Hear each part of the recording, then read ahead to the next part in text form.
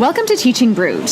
Today we're going to delve into something we've never done before, but it's really a major part of our life. Yeah, and it's weird we haven't done it yet. We're actually going to talk about the process of becoming an international educator, because we've both been international educators for 8 or 9 years apiece, and how we got here is it's not a straightforward story. It's not what you'd expect. So this is a 3-part thing here we're going to do. The first one, this one is going to be about how you actually get into it. Yes. The second part, we're going to talk about how the reputation of different schools and how that happens. And then the third part is going to be more about the emotions behind when you first move to a different country and start into your new school. And what you can expect. Yeah. You are perfectly normal. Yes, that's what we're saying for that one. That's a little teaser.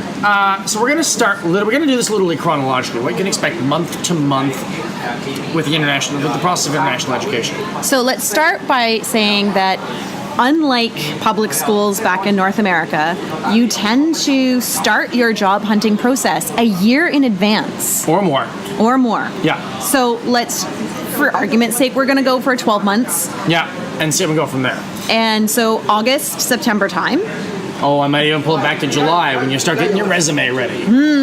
Start prepping that resume. Start opening that resume, that thing that you've left alone for a few years, and start updating it and getting it ready.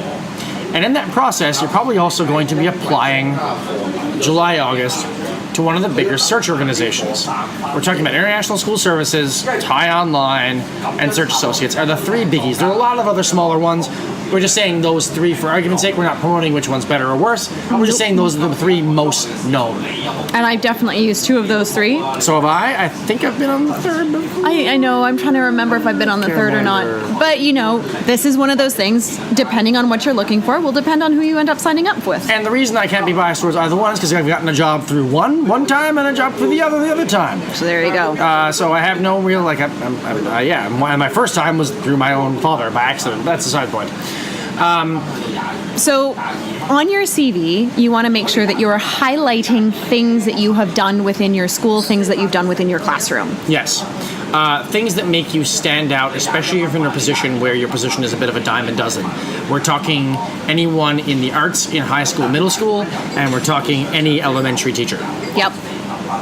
Absolutely. Hey, high school physics teachers, PE teachers, damn, you guys got it made. Yeah, if you can do AP or anything that's IB level, like if you're on the diploma program stuff, you're pretty good. Yeah. Especially if you're like a physics, chemistry, math. Yeah, you're riding the wave. Anyways, that's beside the point. What we're basically getting here is August, September, you're prepping your resume, you're getting your references, getting all your ducks in a row so you can start searching when those positions start to pop up.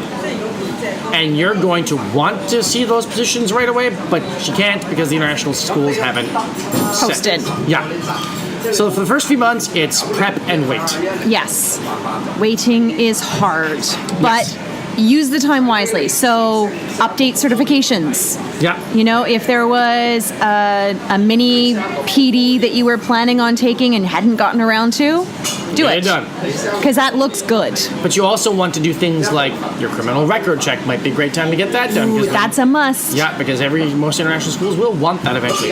It's these things that you kind of want to get a jump on. Yeah, you do. Then comes October, November. Now, October, November is typically when most international schools will ask their teachers whether they're coming back or not. Some say yes, some say no, and some say maybe. Yep. And you'll also get an idea of which schools are expanding, which schools are adding new roles. And this is the time when Search, ISS, TIE, whichever one you go for, will start posting their positions. Now, that doesn't mean that the school is necessarily actively looking for them yet. Nope. It just means they have an idea of what they need and they're collecting the resumes. Yes, they're putting out their own feelers. Yes, they might be searching people they know, that have good reputations. The word of mouth is a big deal in international education. Also, when you're looking at some of those positions, you may actually find that they have the word tentative beside them. Yes, indeed. And that's because they don't know, because someone has said, maybe I'm coming back. And they have the prerogative to take their position again. Late November, early December is when you typically find these positions start to lock in and kind of going, these are the positions we need, these are the positions, nope, this one was tentative and the person's staying, but these are the ones we do need. That's when that becomes a lot more serious. Yes. So this is when you start getting preliminary interviews over the phone if a school really wants you. I'm not saying they might not really want you if you don't get one. I'm saying the positions that are more sought after, that there are much fewer qualified candidates to do, this is where they typically start to get locked in quick. Hello, science teachers. Yes. Or if you were a really, really good elementary teacher or something like that that has a phenomenal reputation, or you've been they'll want to get those positions. The less effort, the less work involved in it, the better it is. Yes, if they exactly. can get the quality candidates. But this is early in the season. Schools are going to be more choosy. Yes, don't get stressed out if you don't have a position by Christmas. It's really not early yet. It's really not late yet. You are still in the early part of the game. January is where you start to see your first job fairs. Actually, not anymore. December now. It's true, there are. They've just started that in the last year or two. Yeah. There are a few. So December, Jan, Feb is when you see their job fairs. Job fairs are essentially you go to a hotel and it's speed dating for your job. It is. Yeah. Very weird to be going into a hotel room and, sitting beside a bed talking to a potential employer. Yeah, that is Not weird at all. No. Not at all. Anyways, it's one of those it is what it is situations. It is. Yeah, and you might not go to a job fair, but admittedly still these days, most international teaching positions, a huge chunk of them anyway, are locked in through job fairs. Or Especially if you are a new international teacher. Yes, you will probably have to go to one of the North American or UK or Australian job fairs to pick up your position. Yeah. Though there is an opportunity to travel there, by the way, if you prefer Bangkok or the Middle East. Yeah, they are available. And so you'll go to a job fair or you'll get Skyped interviewed. You'll go through the process. Most international positions will be kind of locked in February, March, April at the latest. I'm going to back up just slightly. Sure. In an interview, Yeah. these interviews are a little bit longer than your typical North American school interview. Your North American school interview might be 20, 30 minutes. But an international school interview, it's going to be more than that because they're not just asking you classroom curriculum questions. They're also going to ask you about your lifestyle.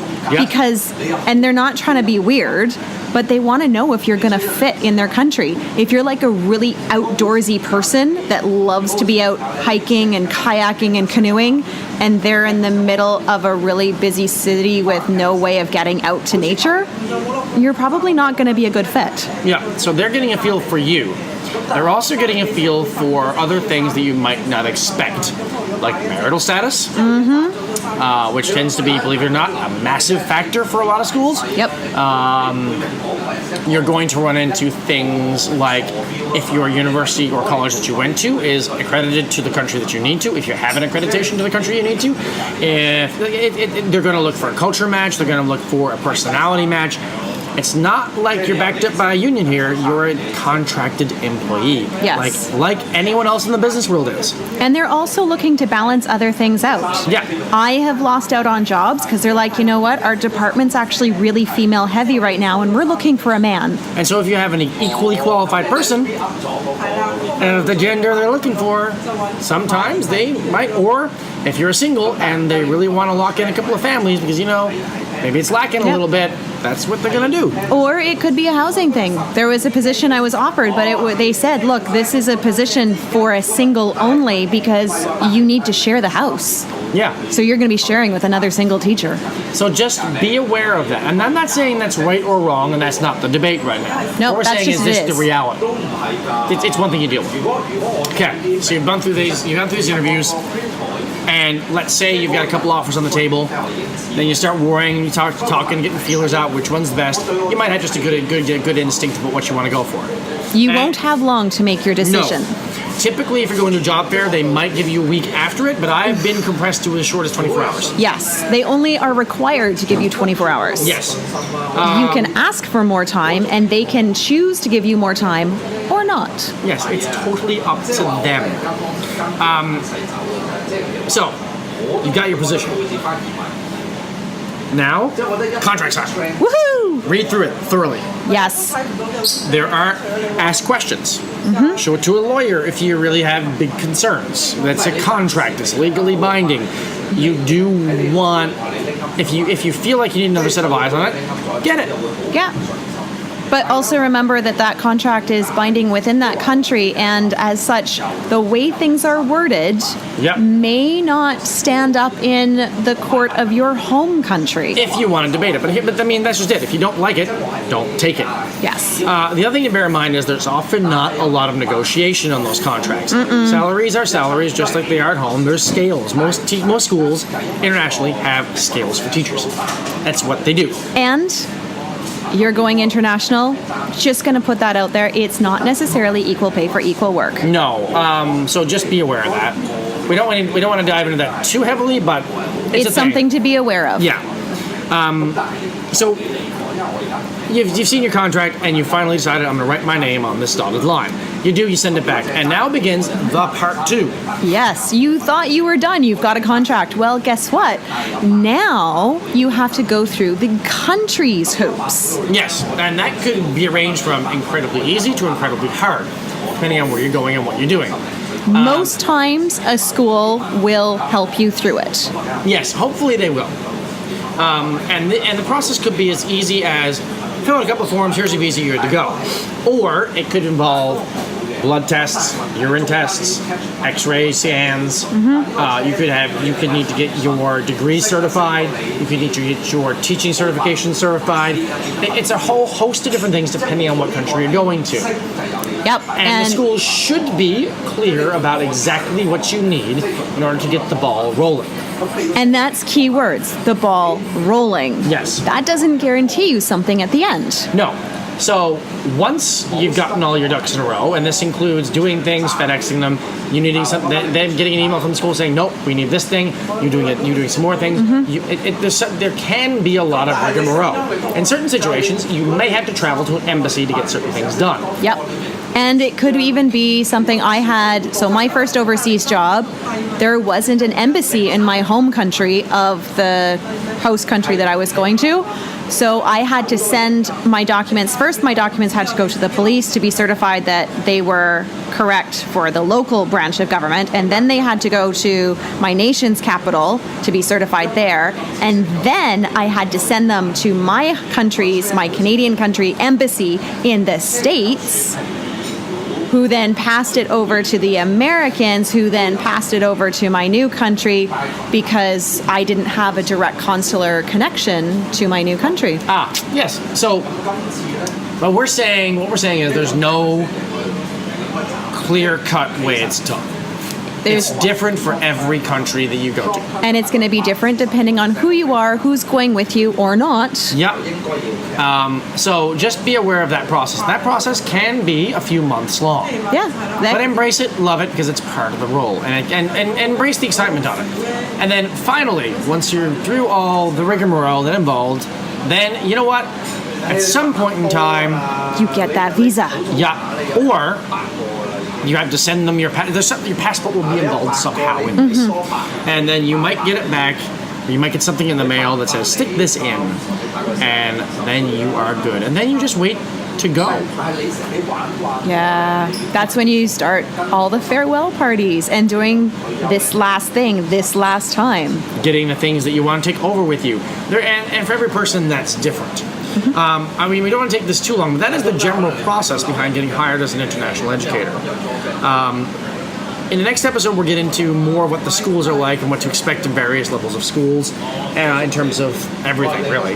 But just in terms of just generally getting hired by an international school, this is the process you're kind of gonna go through. Yep, pretty much everybody does. Yep. Thanks, folks. Enjoy the process. It's fun. Yay! Have a good night. Bye.